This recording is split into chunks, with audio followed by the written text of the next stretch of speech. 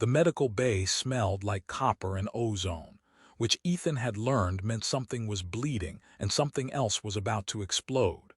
Neither was ideal in a combat situation, but after 8 years as a field medic, he'd stopped expecting ideal. The ceiling groaned above him, debris shifting in ways that suggested the structural integrity of this particular section of ruined research station was more theoretical than actual. Somewhere above, Kresh soldiers were methodically searching through the wreckage, their chittering communication sounds carrying through the twisted metal like insects in walls. Ethan pressed himself against the remains of a medical cabinet, checking his supplies with the grim efficiency of someone doing inventory at his own funeral. 3 trauma packs, 2 coagulant injectors, 1 very optimistic roll of gauze, and his sidearm with exactly 8 rounds. The math on survival wasn't looking great. His comm unit crackled with static. He'd tried raising his squad 6 times in the last hour, got nothing but electromagnetic interference from whatever the Kresh had done to the station's systems when they overran it.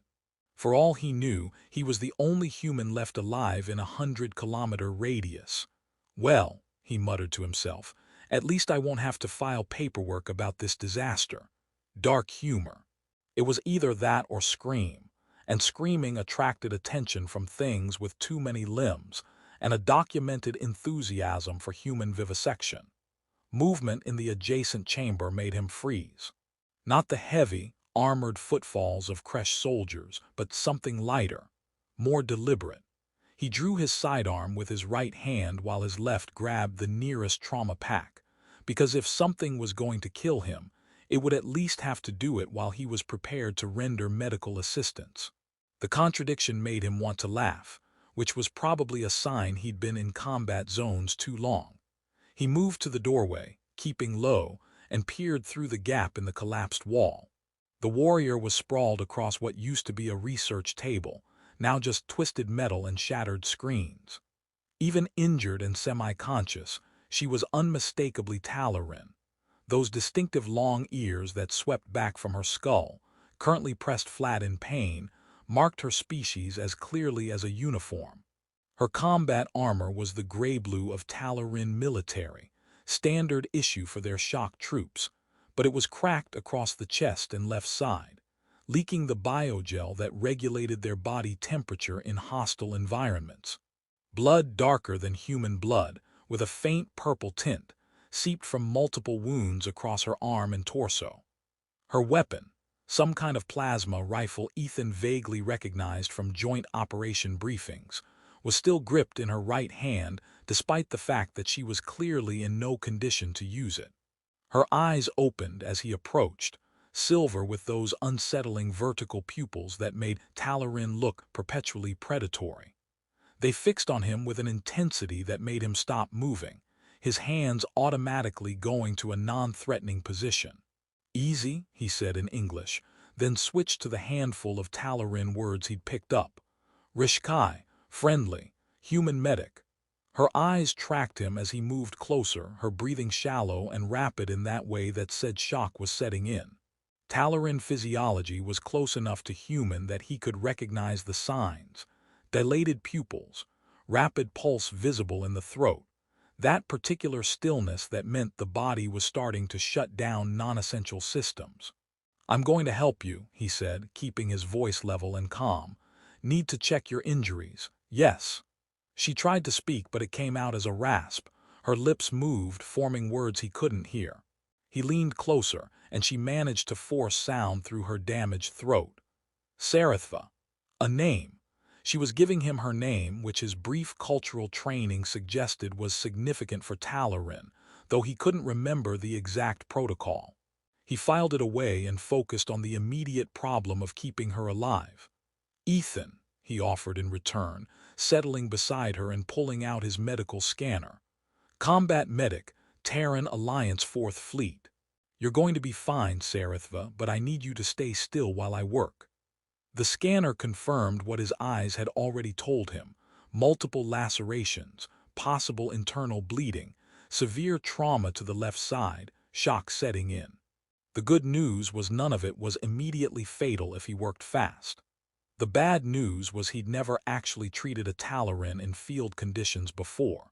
Just simulations and one very awkward training session with a Talaran medical officer who'd clearly resented having to teach humans about their anatomy. He grabbed the universal coagulant from his pack, one of the few medical innovations that worked across most carbon-based species, thank God for small miracles, and prepped the injector. "This is going to hurt," he warned her. "Your species processes pain differently than mine, but the coagulant still burns like hell according to every Talaran I've asked. Ready?" She gave a single sharp nod, her jaw clenching in anticipation.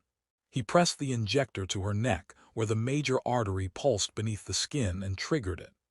The coagulant hissed into her bloodstream, and he watched her entire body go rigid, every muscle locking up against the pain. But she didn't make a sound. Not a gasp, not a whimper, nothing. Just that terrible stillness while her body screamed silently. Talaran discipline, he thought. They were trained from childhood to endure pain without showing it, to treat their own bodies as weapons that should function regardless of damage. Effective for producing soldiers. Absolutely brutal as a way to live. The coagulant did its job, the worst of the bleeding slowing to manageable levels. But she still had shrapnel embedded in her arm and side, and removing it was going to require more than just chemical intervention. "I need to extract the shrapnel," he told her, pulling out his surgical kit. "It's going to require contact, physical contact. Is that," he struggled to remember the protocol, "is that permitted?" Her silver eyes fixed on him with an expression he couldn't read. Talaran faces were hard for humans to parse. The bone structure was similar enough to be familiar, but different enough to make all the micro-expressions wrong. "Necessary," she rasped. "Proceed." Professional, clinical. Exactly what he'd expect from a species that treated emotions like system malfunctions. Ethan positioned his portable light to give him the best view of the injuries and began the delicate work of removing metal from flesh. His hands were steady. They always were during actual medical work. It was only before and after that they shook, as he used the extraction forceps to grip the first piece of shrapnel. "Breathe," he told her, though he wasn't sure Talaran actually needed that reminder. "On 3. 1, 2. He pulled on 2, an old medic trick because patients always tensed on 3. The shrapnel came free with a sound like tearing fabric, and he saw her hand clench around her weapon hard enough that the metal creaked. But still, no sound. "You're tougher than most humans I've treated," he said, moving to the next piece. "We scream. Lot of screaming in human medicine. Sometimes from the patients, sometimes from the medics when things go really wrong." He was babbling, filling the silence with words because silence in medicine meant he was thinking too hard about what he was doing, and thinking too hard led to hesitation, and hesitation killed people. Another piece of shrapnel extracted. Then another. He worked with methodical care, cleaning each wound as he went, applying coagulant gel to the deeper lacerations. Her blood was cooling on his hands, that strange purple-dark color that marked her as fundamentally other despite the similarities. "Almost done with the arm," he said. "The torso wounds are going to be more complicated. Some of that shrapnel is close to what I think are major organs, and I'm going to be honest with you. My knowledge of Talaran anatomy is mostly theoretical. I've studied the diagrams, but I've never actually. You are doing well." Her voice was stronger now, the coagulant giving her system enough stability to function. "I am alive. Therefore, your knowledge is sufficient." "That's one way to measure success," Ethan muttered, extracting another piece of metal. "I prefer my patients to stay alive long-term, not just technically alive for the next 10 minutes. Talaran do not require long-term survival to measure success. We require victory." "Yeah, well, I'm human. We're sentimental about keeping people breathing." He finished with her arm and moved to assess the torso wounds. This was going to require removing part of her armor, which was its own challenge. Talaran bioarmor was partially integrated with their skin through neural connections he didn't fully understand. Removing it wrong could cause additional trauma. "I need your help with the armor," he said. "The biolocks. I can't open them from outside." She looked down at the damaged plates, and for the first time he saw something like hesitation in her expression. Her hand moved to the release mechanism, hovered there, then dropped back to her side.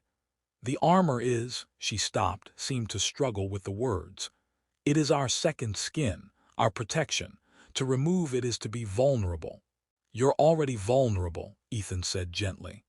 "You're injured, separated from your unit, trapped in hostile territory. The armor isn't protecting you anymore. It's trapping the wounds and preventing treatment." Her silver eyes met his, and he saw something in them that surprised him. Not anger or fear, but something closer to pleading, as if she was asking him to understand something she couldn't articulate. "I'll be careful," he promised. "I'll protect you while you're vulnerable. That's my job." She studied his face for a long moment, then slowly, reluctantly, triggered the biolocks. The armor plates separated with a hiss of depressurizing gel, pulling away from skin that was marked with scars. Ritual patterns, he realized, swirling designs that looked both decorative and purposeful. Beneath the armor, she was as vulnerable as any being he'd ever treated. Just skin and muscle, and the fragility of biology pretending to be strong. He began working on the torso wounds, his hands necessarily gentle as he probed the injuries.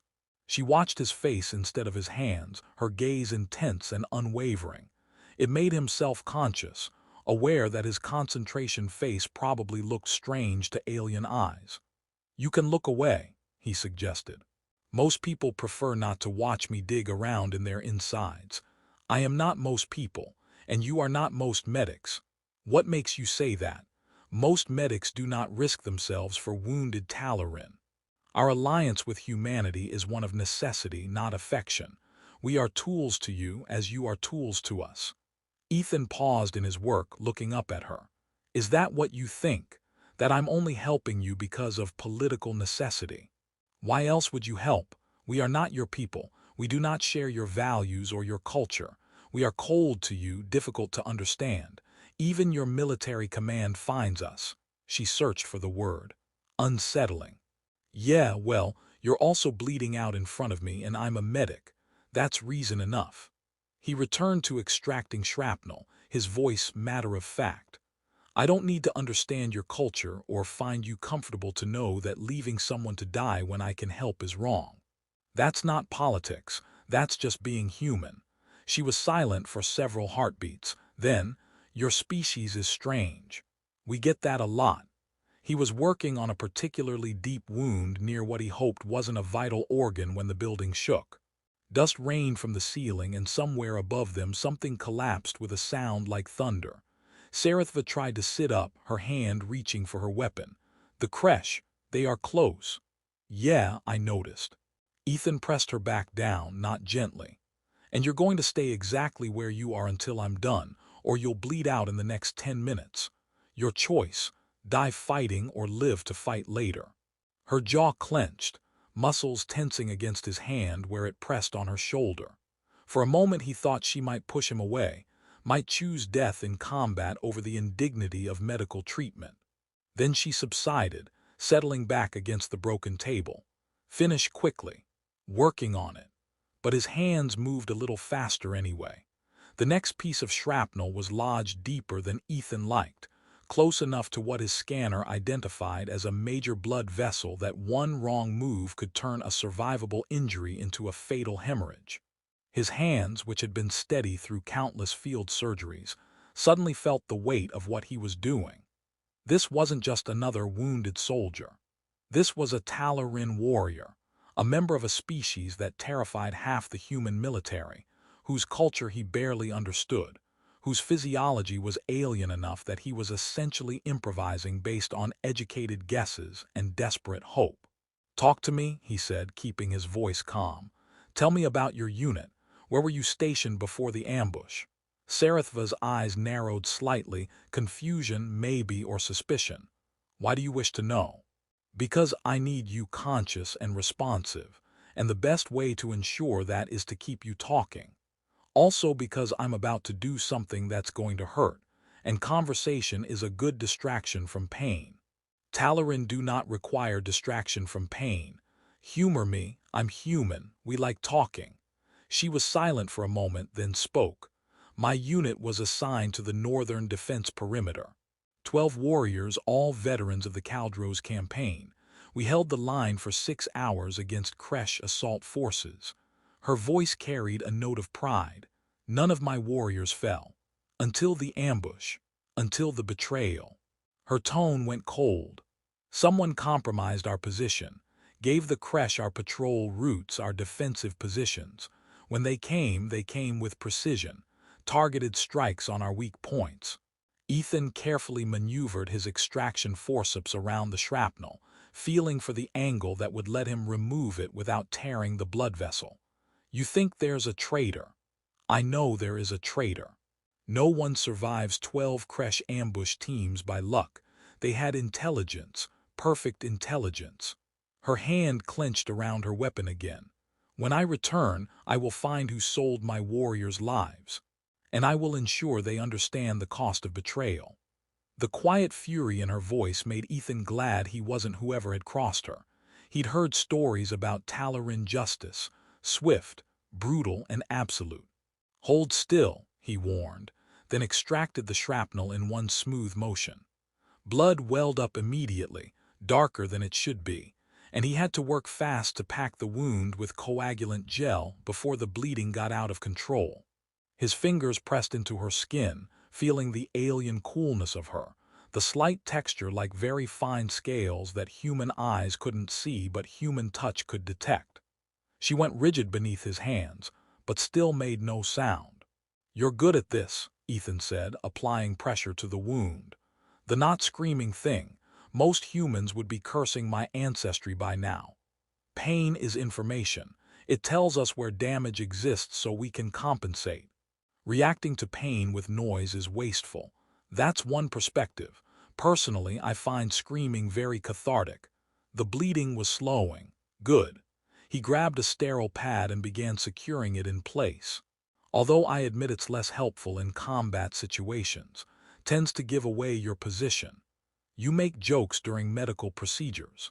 It's either that or think too hard about what I'm doing, and thinking too hard makes my hands shake. The jokes keep me focused. That is," she paused, searching for words, "inefficient. Welcome to humanity. We're spectacularly inefficient at almost everything except finding new ways to survive impossible situations." He moved to the next wound, this one less severe but positioned awkwardly across her ribs. "Hold your breath for a second. This is going to pull." She obeyed, and he extracted the shrapnel quickly, cleaning and packing the wound before she could exhale. 3 more pieces to go, each one a delicate operation in alien flesh. Above them, the sounds of searching had grown closer. Kresh communication clicks echoed through the corridors, accompanied by the distinctive hum of their scanning equipment. They were being methodical, sweeping every chamber, leaving nothing unchecked. "They will find us," Serith'va said quietly. "You should leave while you can. I will delay them." "Yeah, that's not happening." Ethan extracted another piece of shrapnel, smaller this time. "I didn't spend the last 20 minutes keeping you alive just to leave you here as Kresh bait. I am a warrior. Sacrifice is my purpose. And I'm a medic. Keeping people alive is my purpose. Looks like we're at an impasse." He cleaned the wound, his movements practiced and efficient. "Besides, you're my ticket out of here. I don't speak Talarin military codes, don't know the safe routes through this sector, and I'm pretty sure if I try to navigate alone I'll walk straight into a Kresh patrol. You know this station, you know the protocols, we're better off together. You would trust a Talarin to guide you. I'm trusting a Talarin to let me save her life. Seems like we're past the trust issues at this point." He finished with the torso wounds and sat back, assessing his work. Not perfect, field medicine never was, but good enough. She'd live, assuming they could avoid the Kresh long enough for the coagulant to fully stabilize her system. "I need to bandage the arm properly," he said, pulling out his roll of gauze. "The coagulant will hold, but compression bandaging will help prevent reopening if you have to move quickly." She nodded, extending her injured arm toward him. Ethan began wrapping the bandage with the methodical care that had kept dozens of soldiers from bleeding out over his 8 years of service. The gauze went around her bicep, across the worst of the lacerations, tight enough to provide support but not so tight it would restrict circulation. His fingers brushed her skin with each pass of the fabric, and he found himself noting details he shouldn't be noticing. The way her muscle tone suggested strength that exceeded human norms. The pattern of scars that marked her as a veteran of conflicts he couldn't imagine. The slight tremor in her arm that she was trying to suppress, not from pain, he thought, but from something else. "You're shaking," he said quietly. "The shock. My body is responding to trauma. That's not shock shaking, that's adrenaline crash mixed with something else." He paused in his wrapping, looking at her face. "When's the last time someone touched you? I mean really touched you, not in combat." Her silver eyes widened slightly, the first sign of genuine surprise he'd seen from her. "That is not a relevant question." "It's completely relevant. Your species doesn't do physical contact, right? I remember that from the briefings. No handshakes, no casual touch, everything maintained at arm's length unless you're actively fighting. Physical contact is weakness. It creates dependency, emotional vulnerability. Warriors must be self-sufficient. That's a hell of a way to live." Ethan continued wrapping the bandage, his voice gentle. "Humans need touch. It's how we bond, how we communicate comfort and trust. Studies show that human infants die without it, even if all their other needs are met. We're wired for connection. Talaran are wired for survival. Are they mutually exclusive?" She didn't answer, but he saw something flicker across her face. Uncertainty, maybe, or the beginning of a question she didn't know how to ask. He was nearly done with the bandaging, his fingers working through the familiar motions when it happened. Her hand shot up and grabbed his, not violently, not aggressively, but with desperate firmness. Her fingers wrapped around his, gripping with a strength that should have hurt but somehow didn't, and they both froze. Complete stillness. His hands on her arm, her hand on his, the bandage half-wrapped and forgotten. The sounds of the creche searching above them faded into background noise, meaningless compared to this moment. Her eyes were wide, her breathing rapid and shallow. She looked as shocked by her own action as he was, like she'd moved without conscious thought, and was only now realizing what she'd done. Ethan's medical training screamed at him, "Pull away. You're violating protocol. Physical contact with Talaran outside of medical necessity is forbidden. You're crossing cultural boundaries you don't understand." This could be considered assault in her culture. "Move, now." But he didn't move, because what he saw in her eyes wasn't anger or violation or disgust. It was raw, unfiltered vulnerability so intense it hurt to witness. Like watching someone's armor crack open to reveal the fragile person underneath, the one who'd been hidden for so long they'd almost forgotten they existed. She was trembling, not from shock or adrenaline or pain, but from this, from the contact, from the touch, from feeling another being's warmth against her skin in a way that had nothing to do with violence or medical procedure. "Serith'va," he said quietly, carefully, giving her every opportunity to pull away. "Are you okay? Do you want me to stop?" She didn't pull away. Her grip on his hand tightened slightly, her thumb moving against his palm in what might have been unconscious exploration or might have been deliberate. The movement was small, tentative, like someone testing the reality of something they'd only imagined. When she spoke, her voice was barely a whisper. "I have never," she stopped, started again in her own language, then forced the words into English. "I have never felt safe." The confession broke something in Ethan's chest, cracked open all the careful emotional distance he'd built over 8 years of watching people die. He'd seen soldiers broken by combat, seen civilians destroyed by war, seen every variation of human suffering that conflict could produce. But he'd never seen this kind of deprivation. This fundamental lack of something so basic that humans took it for granted. "You're safe now," he heard himself say, his voice rough with emotion he hadn't meant to show. "I've got you. You don't have to be strong alone." Her eyes filled with moisture, tears, he realized with shock, because he hadn't known Talarin could cry. The tears didn't fall, held back by years of training and discipline that said showing emotion was weakness, but they were there, making her silver eyes shimmer in the dim light. "We are raised in isolation," she said, the words tumbling out like a confession she'd held back her entire life. "From childhood, we are taught that touch is vulnerability, that connection makes warriors unreliable. We train alone, fight alone, die alone. It is the Talarin way, it makes us strong." "Does it?" Ethan asked quietly. "Or does it just make you alone?" "I do not know." Her voice cracked on the admission. "I have never known anything else." Until she looked down at their joined hands. "Until this moment. Until you touched me with gentleness instead of violence and I felt what?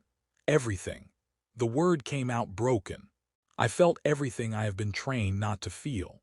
Safety, trust, the possibility that vulnerability is not the same as weakness." Her thumb moved against his palm again, that small tentative touch. "I do not know what to do with these feelings." Ethan made a decision.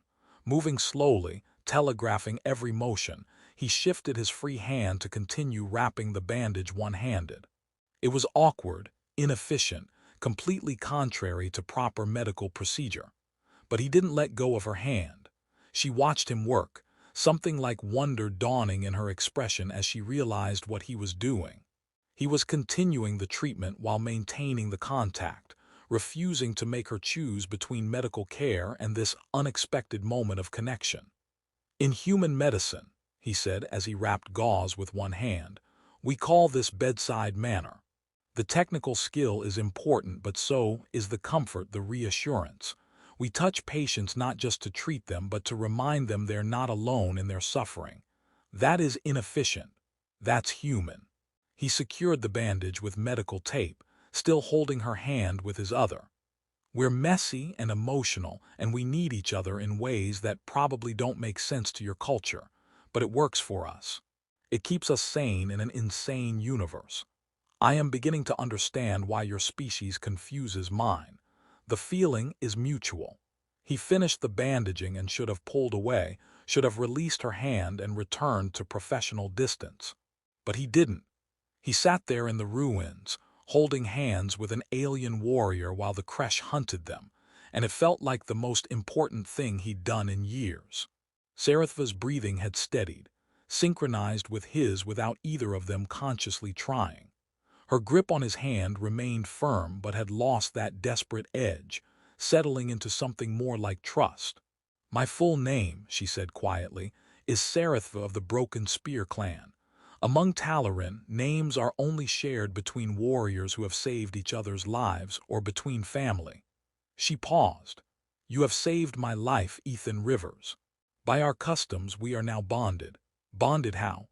"I do not know the human word. It is," she searched for translation, "a connection that transcends alliance. You are responsible for my life and I for yours. Our fates are linked until one of us falls in battle or the bond is formally dissolved." That seems like a significant commitment for bandaging some wounds. "It is not the wounds. It is the manner of healing." Her silver eyes held his. "You did not treat me as a tool or an ally of convenience. You treated me as someone worth saving for their own sake. That is rare in my experience. That is worth bonding over." Another explosion rocked the building, closer this time. Dust and debris rained down and a crack appeared in the ceiling above them, growing wider with each tremor. "We need to move," Ethan said, but he still didn't release her hand. "Yes." Serith'va tried to stand, and this time he helped her, his arm going around her waist to support her weight as she got her feet under her. She was taller than him by several inches, built for strength and speed in ways human biology hadn't prioritized. They stood there for a moment, her leaning against him, his arms supporting her, their hands still clasped. both of them acutely aware they were touching in multiple places, maintaining contact that served no medical purpose, crossing boundaries neither of their cultures would approve of. "Your people will question this," she said quietly, "when they learn of our contact." "Yeah, probably. Talaran freak out most humans. Too disciplined, too cold, too other. Command barely trusts you as allies." He looked up at her. "What about your people? What will they do when they find out you let a human touch you?" "They will demand explanation. They will say I have been compromised, made weak, lost the discipline that defines our warriors." Her expression hardened. "They will see this as failure. And what do you see it as?" She looked down at their joined hands, then back at his face. When she spoke, her voice was quiet but certain. "I see it as the first time in my life I have felt like more than a weapon. The first time someone has touched me, and I did not feel threatened or violated or reduced to my function." A small smile crossed her face, uncertain and unpracticed but genuine. "I see it as something worth defending. Even if it costs you. Especially if it costs me. What use is survival if I am merely surviving? If I never feel safe, never trust, never allow myself the vulnerability of connection?" Her grip on his hand tightened. "You showed me there is more to existence than discipline and duty. I will not forget. I will endeavor not to bleed on you further." "Appreciate it." They moved toward the exit, Serith'va limping but mobile, Ethan staying close enough to support her if needed. The corridor beyond was dark, lit only by emergency lighting that flickered unreliably. Smoke hung in the air, making every breath taste like burning metal. "This way," Serith'va said, gesturing left. "There is a maintenance tunnel 2 corridors over. It connects to the evacuation system. If the Kresh have not discovered it, we can use it to reach the surface. And if they have discovered it, then we fight our way through." She glanced at him. "You are trained in combat, yes, not merely medicine." "Every medic is a soldier first. We just prefer to heal rather than kill." He checked his sidearm. "But I know how to shoot when I need to." They moved through the ruined station, keeping to shadows, avoiding the main corridors where Kresh patrols were most likely. Twice they heard soldiers pass nearby and had to freeze, pressing against walls, barely breathing. Each time, Serith'va's hand found his in the darkness, that small contact grounding them both. The maintenance tunnel entrance was exactly where she'd said, hidden behind a collapsed wall section that made it look inaccessible. Together they moved the debris, revealing a narrow passage that descended into darkness. "After you," Ethan said. "You trust me to lead. You haven't killed me yet. That's a pretty good track record for this mission." That small smile again, still uncertain but lasting longer this time. "Your species' humor is strange. You're not the first to mention it." They descended into the tunnel, leaving the ruined medical bay behind. As they moved through darkness, guided only by Ethan's tactical light and Serith'va's knowledge of the station, he found himself thinking about what had happened.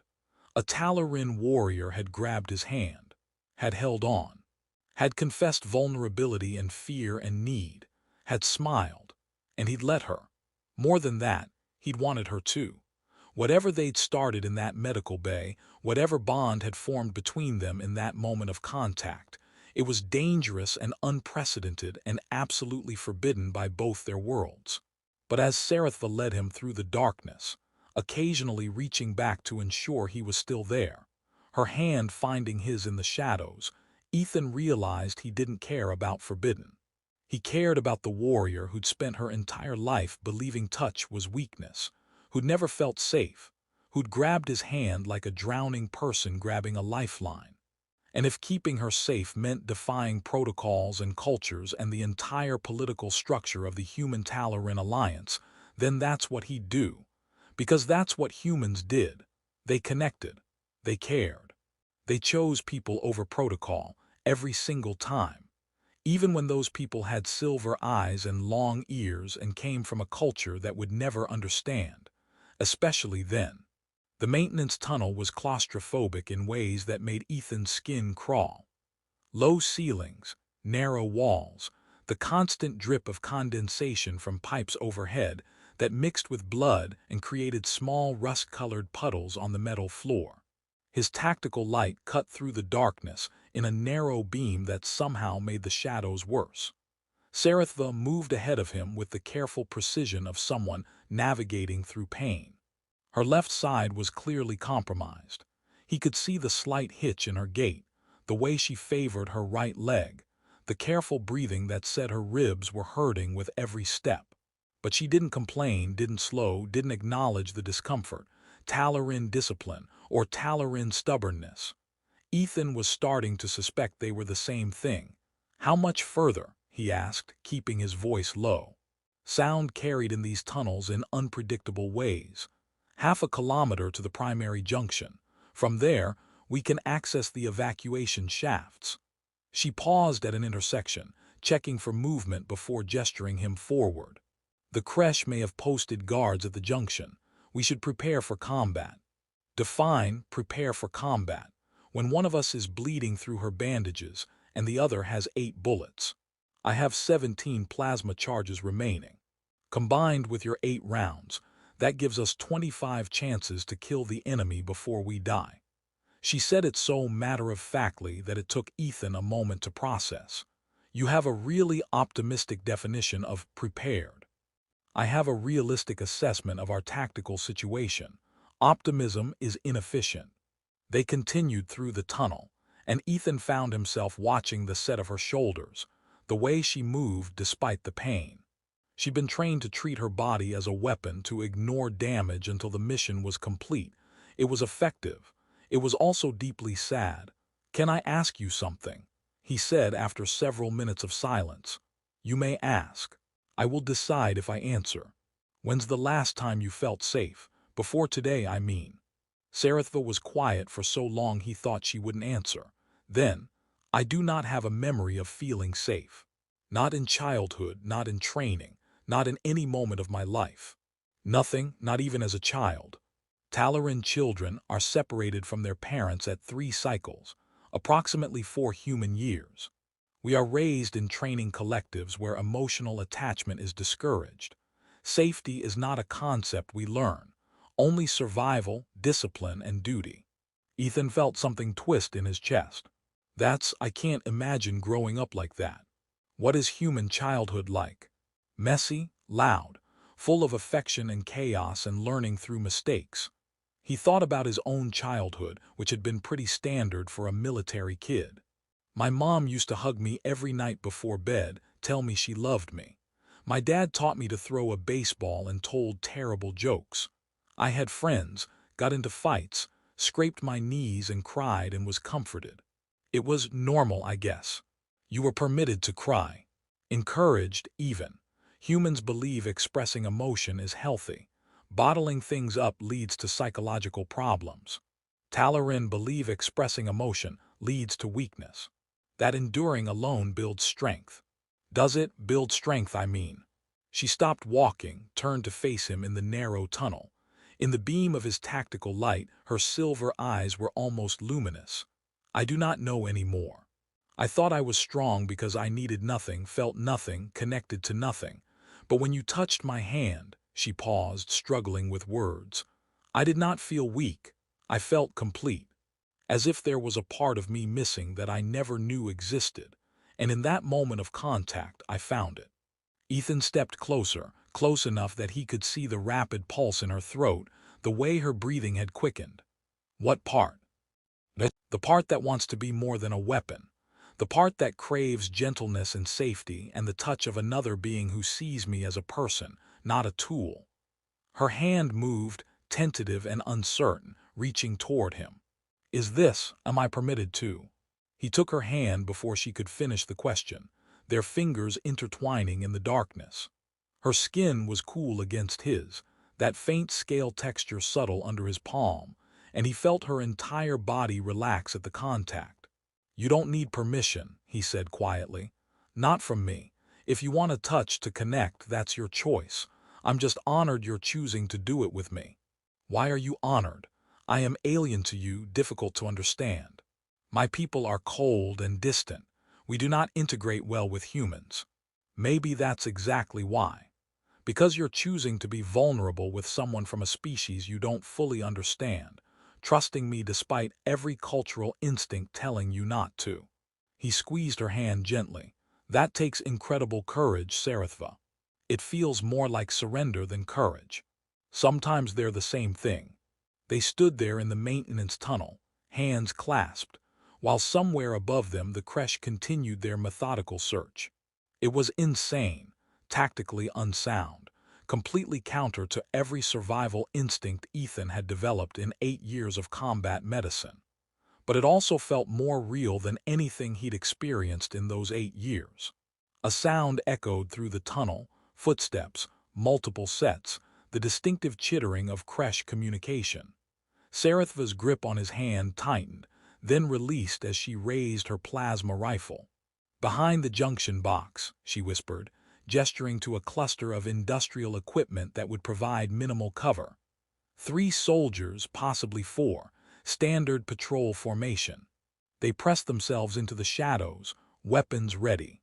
Ethan's heart hammered against his ribs, adrenaline flooding his system. He'd been in firefights before, but usually as support, dragging wounded soldiers to safety while others did the shooting. This was different. This was him and one injured Talaran against an unknown number of creche in close quarters. The footsteps grew closer. Ethan could see movement in the darkness ahead, the faint bioluminescence that creche exoskeletons gave off, like deep-sea creatures adapted for environments without light. Serith'va's hand found his in the darkness, squeezed once, a gesture that might have meant be ready, or might have meant thank you for earlier, or might have meant something neither of them had words for. Then she released him and steadied her rifle.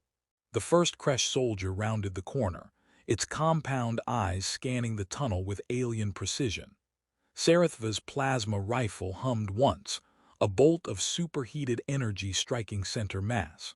The soldier dropped without a sound, its chitinous armor smoking. Chaos erupted. 3 more creche appeared, returning fire with their own weapons. Energy bolts scorched the walls, filled the air with the smell of burning metal. Ethan fired twice, his rounds punching through armor with satisfying accuracy. 1 creche fell, then another. But the 4th was advancing, its weapon tracking towards Serith'va, and she was out of position, still recovering from the recoil of her last shot. Ethan moved without thinking, stepping between her and the creche, firing his remaining rounds. The first 3 missed in the chaos. The 4th caught the creche in what passed for a throat, dropping it mid-stride. Silence fell, broken only by their heavy breathing and the crackle of energy weapons cooling. "That was tactically unsound," Serith'va said, her voice slightly unsteady. "You placed yourself in danger to protect me." "Yeah, well, we're bonded, remember. Your life is my responsibility." Ethan checked his weapon, empty, as he'd known it would be. "Looks like I'm down to harsh language and medical supplies for the rest of this mission." She stared at him, something working behind those silver eyes that he couldn't quite read. Then she did something that shocked him more than the firefight had.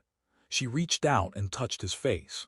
Her palm rested against his cheek, cool and gentle, her long fingers tracing the line of his jaw with exploratory care.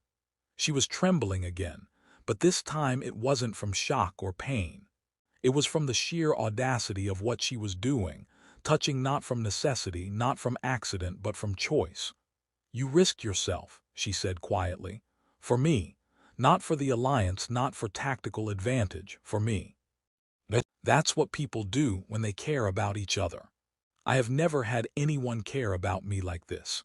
Never had anyone place my life above their own.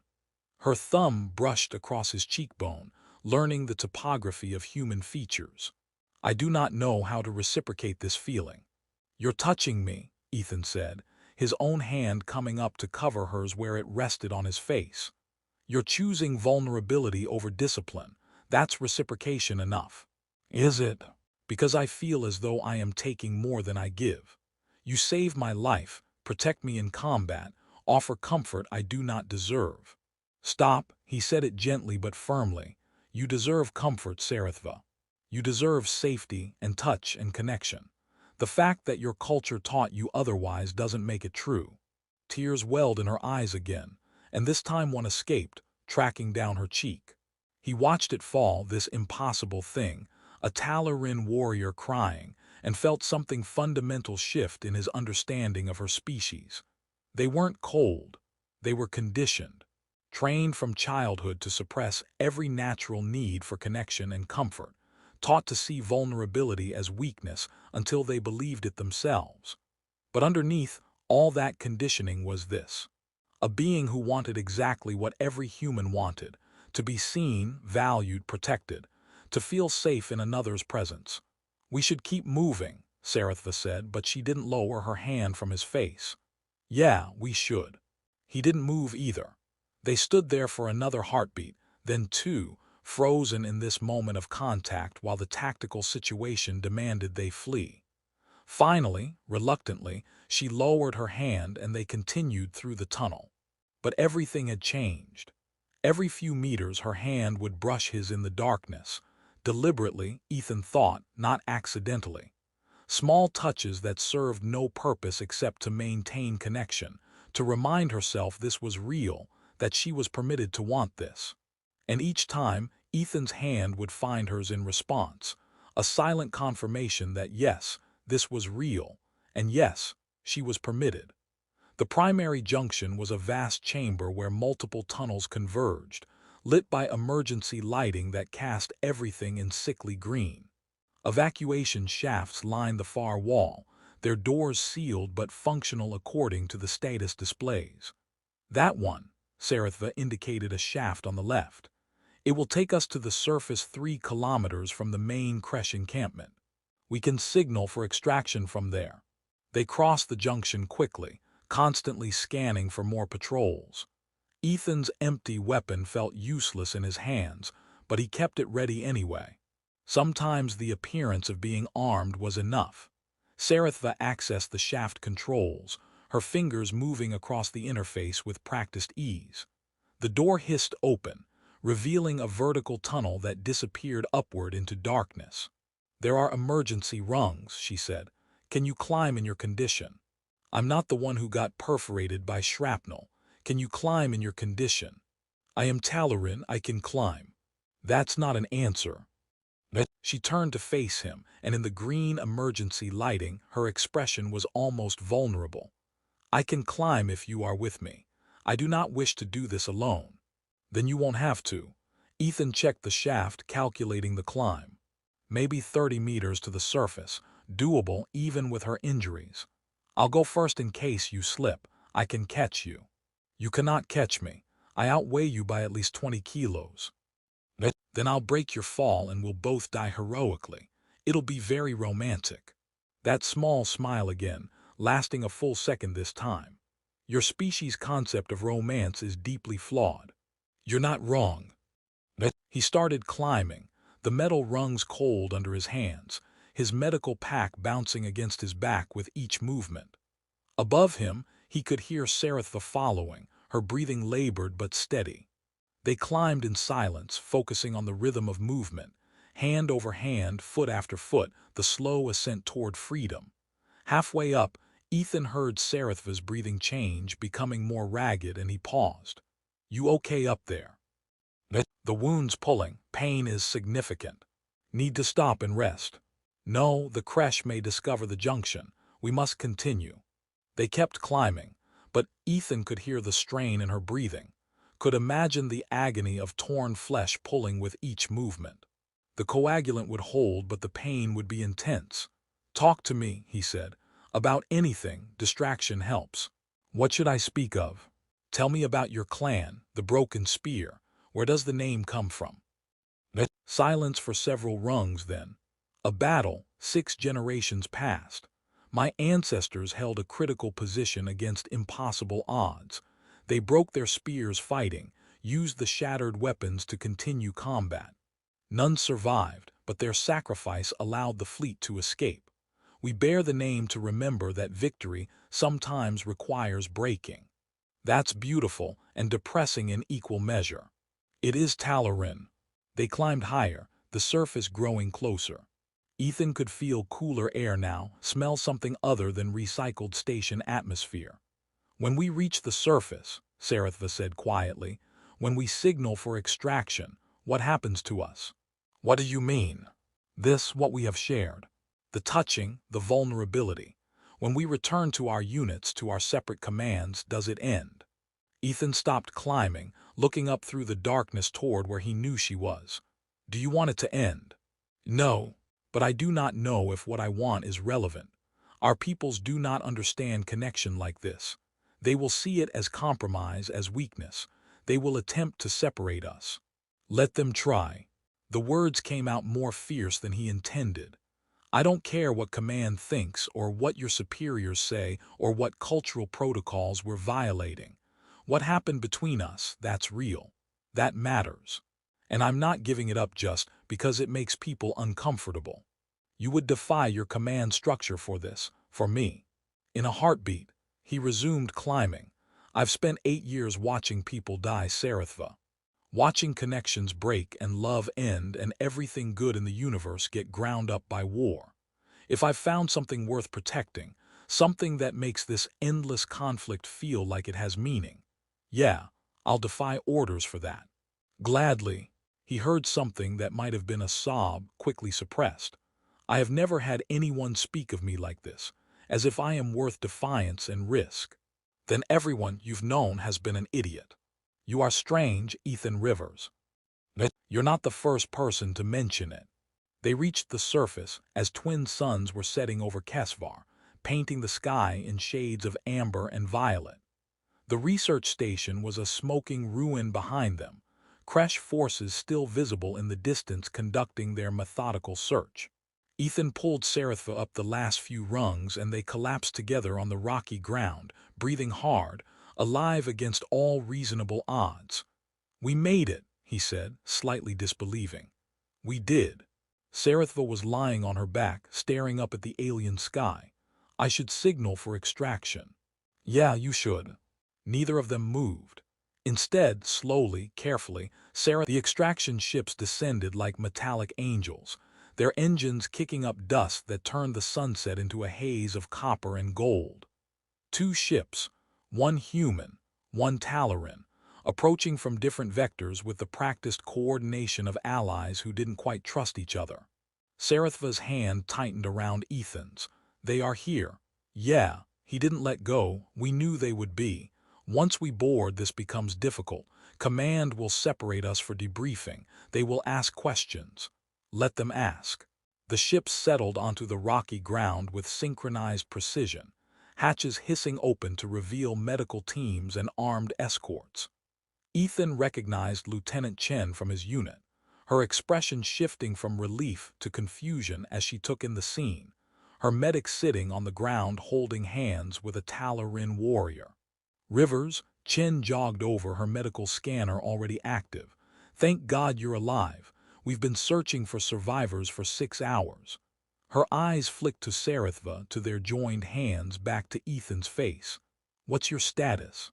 Ambulatory, uninjured, but my patient needs immediate evac.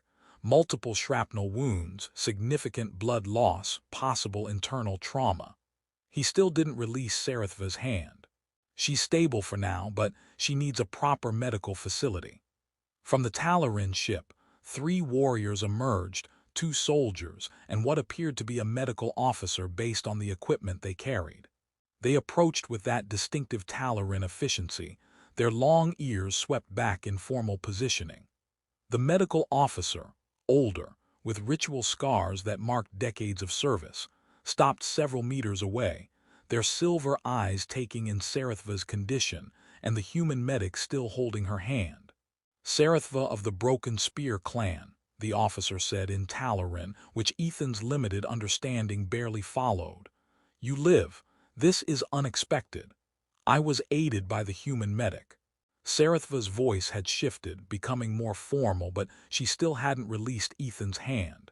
He preserved my life when I would have fallen. Then we are in his debt. The medical officer's gaze shifted to their joined hands. You may release him now. We will provide care. I do not wish to release him. The silence that fell was absolute. Lieutenant Chen stared.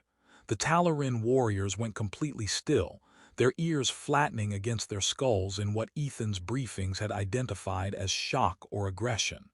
The medical officer stepped closer, their voice dropping to something that wasn't quite a whisper but carried a warning. Serith'va, you are in shock. Trauma has compromised your judgment. Release the human and allow us to treat you properly. My judgment is clear. Serith'va sat up slowly, wincing as the movement pulled her wounds, but her grip on Ethan's hand remained firm. This human has shown me something our people have forgotten. He has shown me that vulnerability is not weakness, that connection is not compromise. I will not release him simply because it makes you uncomfortable. This is not about comfort. This is about protocol, about maintaining the discipline that defines our species. Then perhaps our discipline is flawed.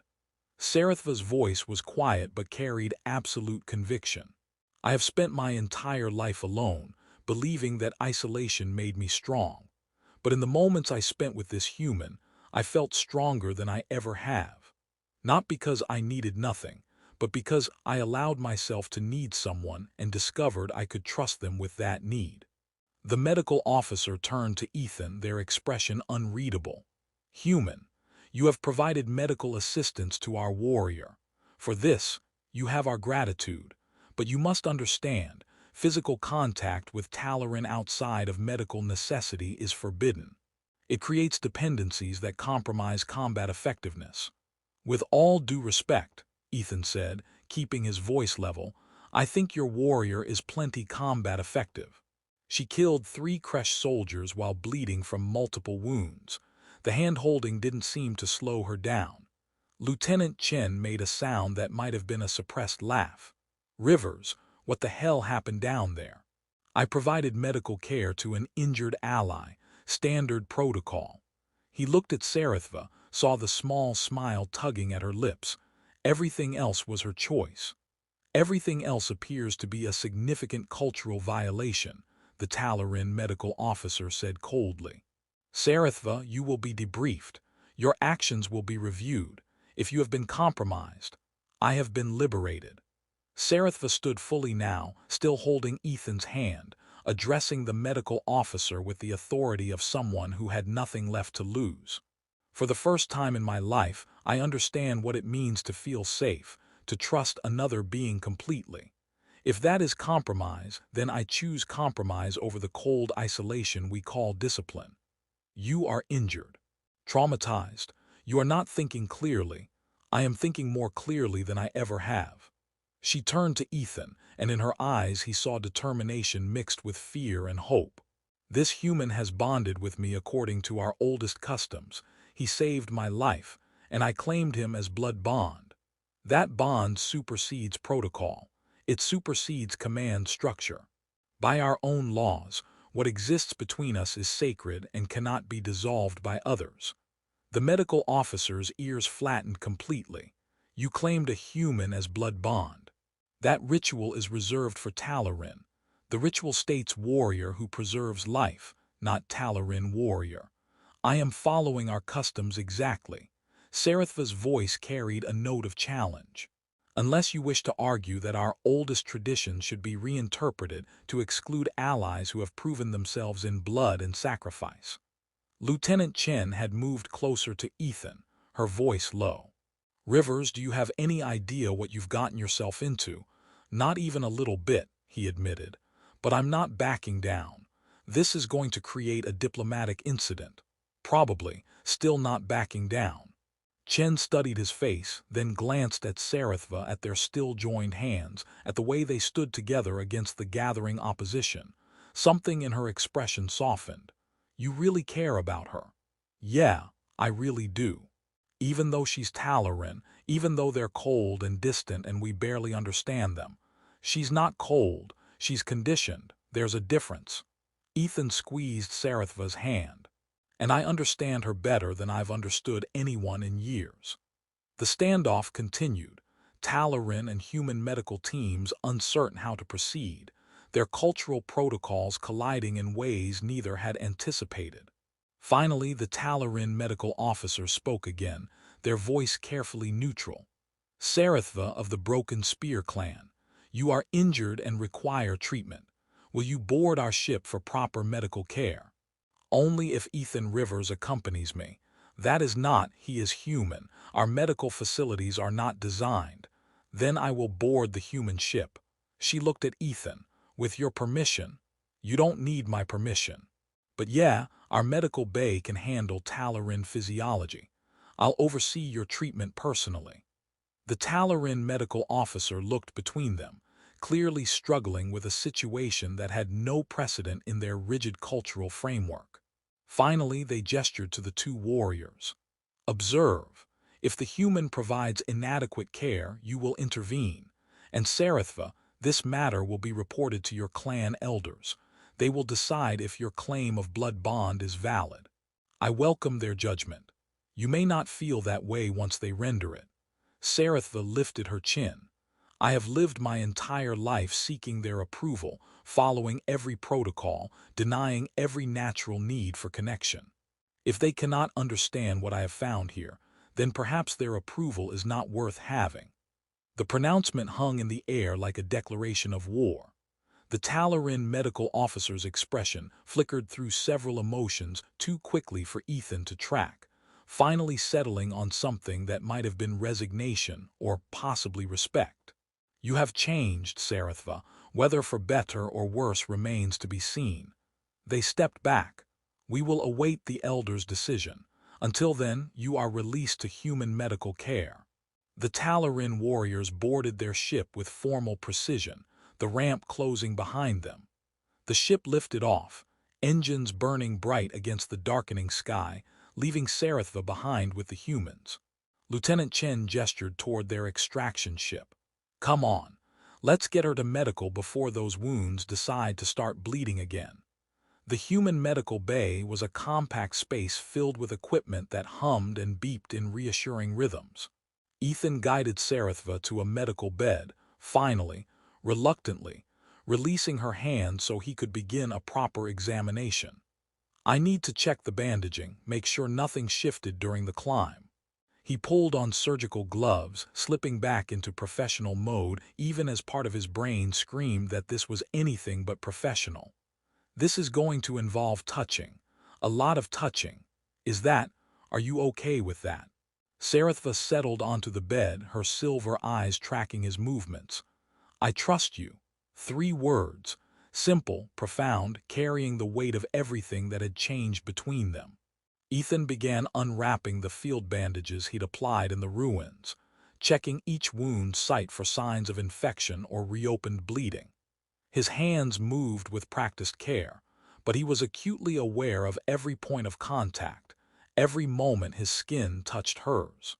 Lieutenant Chen observed from nearby, ostensibly monitoring vitals but clearly fascinated by the situation. So, she said casually, blood bond. That sounds serious. It is the most serious bond in Talarin culture, Serith'va said. It creates permanent connection between warriors. What affects one affects the other. We are responsible for each other's survival and honor. And you claimed Rivers specifically, couldn't have claimed one of your own people. I claimed the one who saved me, the one who showed me gentleness when I expected only duty, the one who, she paused, watching Ethan work. The one who made me feel safe for the first time in my life. Chen whistled softly. That's either the most romantic thing I've heard or the beginning of the galaxy's most complicated relationship. Can it be both? Ethan asked, applying fresh bandages to a wound that looked better than he'd expected. The coagulant had done its job, and Talarin healing was apparently more robust than human. In your case, definitely both. Chen checked the medical readings. Her vitals are stabilizing. Whatever you did down there, it worked. I just provided standard trauma care. Standard trauma care doesn't usually result in alien warriors claiming blood bonds, but sure, we'll go with that. Chen moved toward the exit. I need to report to command. They're going to have questions. Lots of questions. Prepare for the most awkward debriefing of your career. She left them alone in the medical bay, the door hissing shut with a finality that made the space feel suddenly intimate. Ethan continued his examination in silence, checking each wound, replacing the field dressings with proper medical bandaging. Serith'va watched him work with that intense focus that he was starting to recognize as her default state. "What happens now?" she asked quietly. "When we reach the fleet, when Command learns what we have done?" "Honestly, I don't know." Ethan secured the last bandage, then pulled off his gloves. "Probably meetings, lots of meetings. Cultural sensitivity briefings. Maybe a formal inquiry into whether I violated protocols by forming this bond. Will they separate us? They can try." He sat on the edge of the medical bed, close enough that their shoulders touched. "But you claimed me as blood bond according to Talarin law, and I'm accepting that bond according to human custom. That creates a legal gray area that's going to take months to sort out." "You are accepting." She turned to face him fully. "You understand what blood bond means, the permanence, the responsibility. I understand. I care about you. I understand that what happened between us, the vulnerability, the trust, the connection, that's real and worth protecting." He took her hand again, that now familiar gesture that had become essential. "I understand that I don't want to lose this, lose you. Even though I am Talarin, even though my people will resist this bond, will call it weakness and demand I dissolve it. Especially because of that." Ethan's thumb traced patterns on her palm. "Because if your people can't see how strong you are, how brave it is to choose vulnerability over isolation, then they're the ones who are weak." Serith'va's eyes filled with moisture again, those impossible Talarin tears that she'd been conditioned never to shed. "I do not know how to be bonded to someone. I have no experience with trust, with connection. I will make mistakes. So will I. We'll figure it out together. Together." She tested the word like it was foreign, which perhaps it was in her language. "I have never done anything together before. Always alone, always isolated. This will be strange." "Strange can be good." Ethan smiled. "Humans are pretty good at strange." She laughed, a real laugh, uncertain and surprised by its own existence, but genuine. "Your species is chaos, and yours is rigid discipline. Maybe together we balance each other out. Maybe." She leaned forward slightly, her forehead coming to rest against his in a gesture that felt both alien and completely natural. "I am frightened, Ethan Rivers. Frightened of what comes next, of what my people will say, of losing this feeling of safety I have found with you. Being frightened is okay. It means you care about something enough to worry about losing it." He closed his eyes, breathing in her scent, something like ozone and metal, distinctly not human but not unpleasant. "And I'm right here with you. Whatever comes next, we face it together." They sat like that for a long moment, foreheads pressed together, hands clasped, breathing in sync. Outside the medical bay, the ship's engines hummed as they accelerated toward the fleet. Somewhere in that fleet, Command was preparing questions. The Talarin elders were deliberating the validity of Serith'va's blood bond claim. Political forces were aligning to either support or destroy what had formed between them. But in this moment, none of that mattered. All that mattered was her hand in his, her presence beside him, the knowledge that they had chosen each other despite every protocol and cultural barrier that said they shouldn't. "When the elders question my claim," Serith'va said quietly, "I will tell them the truth, that I grabbed your hand in a moment of unexpected feeling, that I have never felt safe before that moment, that you showed me vulnerability is not weakness. I will tell them all of it, regardless of consequences." What do you think they'll say?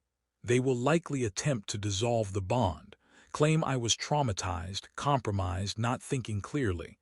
She pulled back enough to meet his eyes. "But blood bond law is ancient and absolute.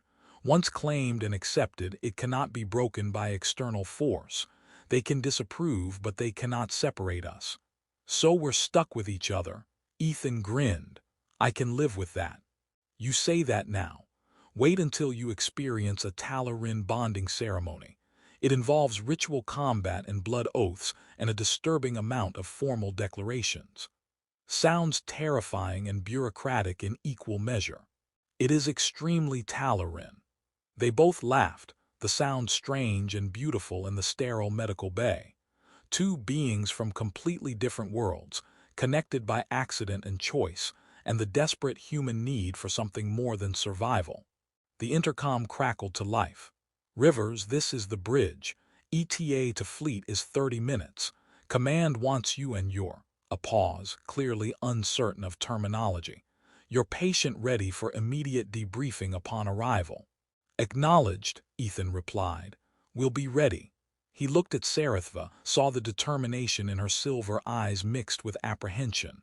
Ready for the most awkward debriefing of both our careers. No, but I will face it anyway. She stood, testing her mobility, and while she moved carefully, she moved well. Because the alternative is losing this bond, and I am not willing to do that. Neither am I. They made their way to the debriefing room together, still holding hands, neither willing to release the connection they'd fought so hard to establish. Officers stared as they passed, clearly confused by the sight of a human medic and a Talaran warrior in such obvious physical contact. Let them stare, Ethan thought. Let them question and judge and try to understand. Because what he and Serith'va had found in those ruins, in that moment when she'd grabbed his hand, and they'd both frozen in recognition of something neither had expected, that was real.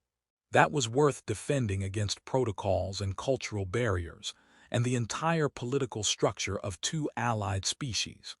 The debriefing room doors opened, revealing a table surrounded by senior officers from both human and Talaran commands. The Talaran delegation included 3 elders, their ritual scars marking them as ancient even by their species' long-lived standards. Ethan and Serith'va entered together, hands still clasped, presenting a united front against whatever judgment awaited. Combat Medic Ethan Rivers, the human commander began, his expression carefully neutral. Warrior Serith'va of the Broken Spear clan, you have been brought here to explain the nature of your connection. Specifically, the claim of blood bond that violates established protocols regarding human-Talaran interaction. Serith'va spoke first, her voice clear and unwavering. I claimed Ethan Rivers as blood bond according to the oldest laws of my people. He preserved my life when I would have fallen. He showed me safety and trust when I had experienced neither. By our own customs, this bond is valid and cannot be dissolved. One of the Talaran elders leaned forward. You claim a human as blood bond. This is unprecedented. Humans are not Talaran. They do not understand our ways, our discipline. Perhaps our ways need to be questioned, Serith'va interrupted, and gasps rippled through the Talaran delegation. I have spent my entire life following discipline that denied me every natural need for connection. It made me an effective weapon but a hollow being. In one afternoon with this human, I learned more about strength, real strength, not the illusion of invulnerability, than in 34 years of training. You speak of weakness, another elder said coldly. Of emotional dependency, I speak of completion. Serith'va's grip on Ethan's hand tightened. Of finding the part of myself that your conditioning taught me to bury and destroy. If that is weakness, then I choose weakness over the empty strength you offer. The human commander cleared his throat. Rivers, do you accept this blood bond, understanding that it creates legal and cultural obligations that extend beyond normal chain of command? Ethan looked at Serith'va, at the hope and fear and determination in her silver eyes, and knew there was only one answer he could give. I accept, he said clearly. I accept the bond, the responsibility, the complications. I accept all of it because what we've found together is worth whatever challenges come with it. This is madness, one of the human officers muttered. Bonding with an alien species we barely understand. With all due respect, Ethan said, maybe the problem isn't that we're bonding across species. Maybe the problem is that we've spent so long seeing each other as allies of convenience instead of actual people. Serith'va isn't just a Talaran warrior to me. She's a person who was hurt and afraid and needed help. And when she reached out to me, grabbed my hand in that moment of vulnerability. Yeah, I could have pulled away, could have followed protocol and maintained professional distance, but I chose connection instead. I chose to see her as someone worth caring about, and I don't regret that choice for a second. Silence fell across the debriefing room. The commanders and elders exchanged glances, clearly uncertain how to proceed with a situation that had no precedent in either culture's protocols. Finally, the eldest of the Talarin delegation spoke, their voice carrying the weight of centuries. This matter requires deliberation. The bond claim will be reviewed according to ancient law. Until a decision is rendered, you will be separated. No. Serith'va's voice rang out, absolute and uncompromising. Blood bond law states clearly, once accepted, the bond cannot be broken by external force. You may deliberate, you may disapprove, but you cannot separate us. Not legally, not honorably. The elder's ears flattened. You quote our laws at us. I quote the laws you taught me to revere, then abandon when they became inconvenient. Serith'va stood taller, ignoring the pain from her wounds. You cannot have it both ways. Either our ancient customs are sacred and binding, in which case you must respect my bond claim, or they are merely suggestions to be discarded when they don't serve your purposes, in which case your authority has no foundation. The logic was irrefutable, and from the expressions around the table everyone knew it. The human commander sighed. This is going to create complications. Life creates complications, Ethan said. We deal with them. Fine. You'll be assigned joint quarters while this situation is being resolved. But understand, both of you will be under intense scrutiny. Every interaction will be monitored, every decision questioned. The moment there's evidence this bond compromises combat effectiveness or diplomatic relations, it will be challenged. Understood, they said in unison. The debriefing continued for another hour, tedious questions about the ambush, the medical treatment, the specific moments that led to the bond claim. Ethan answered honestly, holding nothing back. So did Serith'va, her voice never wavering even when describing her moment of vulnerability, her confession of never feeling safe. When they were finally dismissed, they walked through the ship's corridors to their assigned quarters, a small space that was neither fully human nor Talarin in design, a compromise that satisfied no one but would have to suffice. The door closed behind them and they were finally, blessedly alone. Serith'va sank onto the bed with a sigh of relief mixed with exhaustion. That was more difficult than combat. Politics usually is. Ethan sat beside her, their shoulders touching. You were amazing in there. The way you challenged the elders, quoted their own laws back at them, that took guts. It took desperation. I could not let them separate us. They won't. You made sure of that. He took her hand again, that gesture that had become their anchor. We're bonded now. Officially, legally, according to both our culture's laws, whether they like it or not. And now we discover if this bond can survive scrutiny and opposition. She looked at him, vulnerability clear in her expression. I am still frightened, Ethan. So am I, but we're frightened together. He squeezed her hand gently. That's got to count for something. She leaned against him, her head resting on his shoulder in a gesture of trust that she would have considered impossible days ago. Thank you. For what? For seeing me. Not as a weapon or an alien or a problem.